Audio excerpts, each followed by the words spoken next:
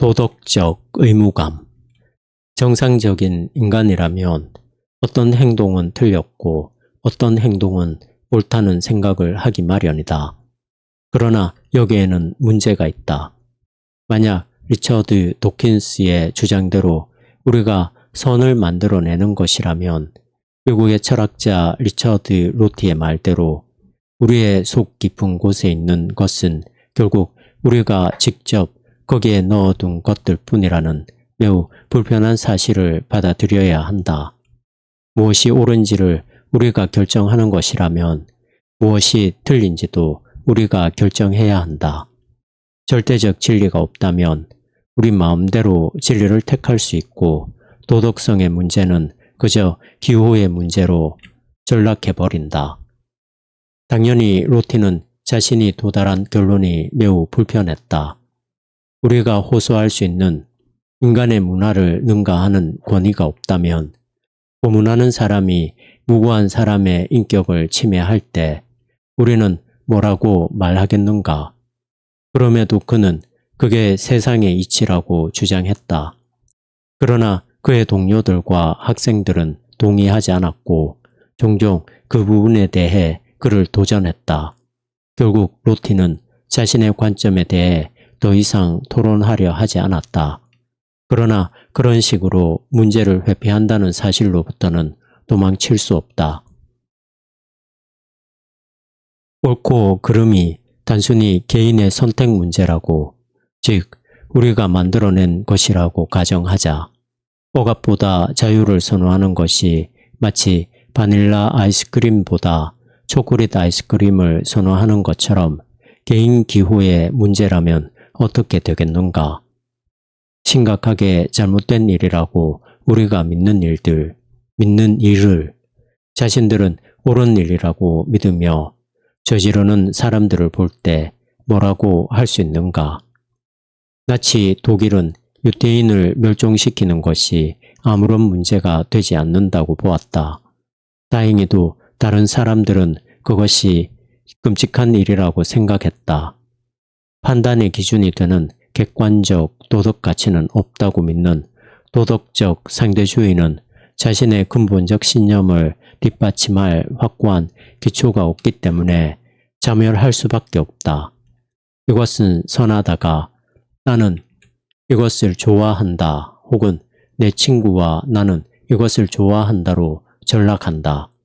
그렇게 되면 정의는 힘과 영향력에 좌우되며 그러한 통로로 이익단체들의 생각이 시행된다.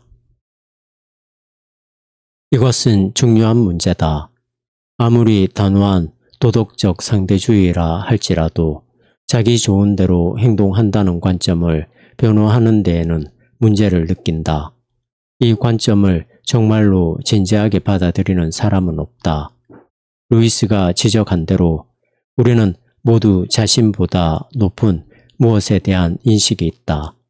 사람들이 호소하는 규범, 그리고 다른 사람들이 준수하기를 기대하는 규범이 있다. 우리가 만들어내지 않았고 우리가 따라야 함을 아는 진짜 법칙이 있다. 이것은 단지 개인적인 문제에만 국한된 것이 아니다.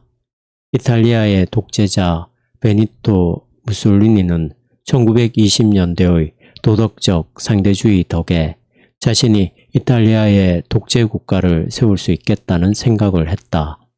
당대의 지혜가 모든 이데올로기는 단순한 가공물이므로 동등한 가치를 지닌다 였기 때문에 무엇을 믿든 상관이 없었다. 모든 사람에게 자기 나름의 이데올로기를 만들고 가능한 모든 에너지를 동원해 그것을 시행시킬 자유가 있었다. 무솔리니는 자신의 독재 이데올로기가 이탈리아에서 승승장구하리라는 결론을 내렸다. 당대의 문화적 견해가 자신의 생각에 대해 진지한 지적 비판을 할 기반을 제거해 버렸기 때문이다. 그리고 실제로 그의 생각대로 되었다.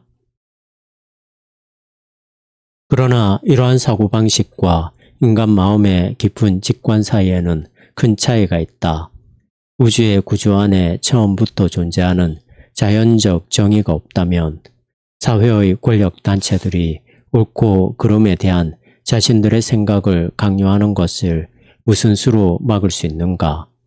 그리고 그들의 생각과 그 생각을 가지고 그들이 하는 일에 대해 그들에게 책임을 물을 근거가 우리 너머에 존재하지 않는다면 어떻게 그것을 거절할 수 있겠는가? 아일랜드계 영국인 철학자 아이리스 머독 같은 세속윤리 사상가들은 이러한 사실의 함의를 알았다.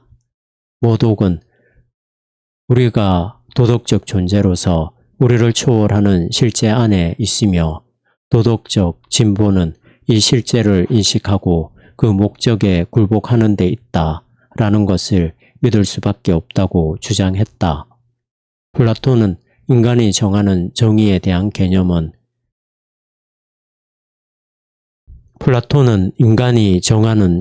대한 개념은 궁극적으로 인간이 조작하거나 통제할 수 있는 영역 너머에 있는 초월적 정의 개념의 반향이라고 믿었다. 머독은 정의의 초월적 관념에 대한 믿음만이 옳음과 그름을 사회에 힘 있는 사람들의 임의적 관점으로 전락시키는 것을 피하는 유일한 방법이라고 믿었다. 힘 있는 사람들이 지배하고 자신들이 늘 이기도록 규칙을 고치는 게 옳은 일이라고 할 수는 없지 않은가. 이것이 바로 시인 W.H. 오든이 1939년에 내린 결론이다. 그 해는 그가 뉴욕으로 와서 모든 시계를 멈추어라 라는 유명한 시를 발표한 다음 해이다. 오든은 1920년대에 신앙을 잃었고 대신에 인간 본성의 근본적 선함과 위기를 해결할 수 있는 인간 이성의 능력을 강조하는 막연한 좌파적 생각을 받아들였다. 유럽에서 제2차 세계대전이 벌어지고 얼마 후 그는 맨하탄에 있는 독일계 미국인 지구의 한 극장에 가서 나치가 폴란드를 공격하는 짤막한 뉴스 영화를 보았다. 그때 그는 관객 가운데 누군가 평범하고 순진해 보이는 독일인들아, 폴란드인을 죽여라 라고 외치는 것을 보고 오싹함을 느꼈다. 충격을 받은 오든은 인간 본성이 선하다고 더 이상 믿을 수 없게 되었다. 그러나 인간의 행동이 절대적으로 악하다고 말하려면 자신의 판단을 변호할 수 있는 절대적 기준이 필요했다. 이러한 생각을 더 깊게 할수록 그는 자신의 자유가 자멸할 수밖에 없음을 깨달았다. 자유주의 사상은 절대에 대한 믿음을 침식시켰다. 오든이 하나님을 다시 믿게 된 계기는 그가 절대의 중요성을 깨달았고 기독교의 큰 그림이 그 절대를 통합하고 변호해낼 수 있었기 때문이다. 오든과 그 외의 많은 사람이 기독교의 사고방식이 이러한 딜레마를 이해하게 도와주고 해결의 방향으로 나아가게 한다는 사실을 알게 되었다. 하나님은 궁극적 토대이고 정의에 대한 보증이다. 인간이 그것을 아무리 이해하지 못하고 시행하지 못한다 하더라도 말이다. 도덕적 의무감에 대한 우리의 깊은 인식은 하나님의 지문이며 회복된 창조 세계에 대한 하나님의 비전의 반영이며 이 세상을 더 나은 곳으로 만들 수 있게 도우라는 초대다. 물론 이건 역시 기독교가 진리임을 증명해 주는 것은 아니다. 오히려 이것은 기독교의 지적인 틀이 우리 인생의 경험과 마음의 깊은 직관에 얼마나 잘 부합하는지 보여주는 또 하나의 예다.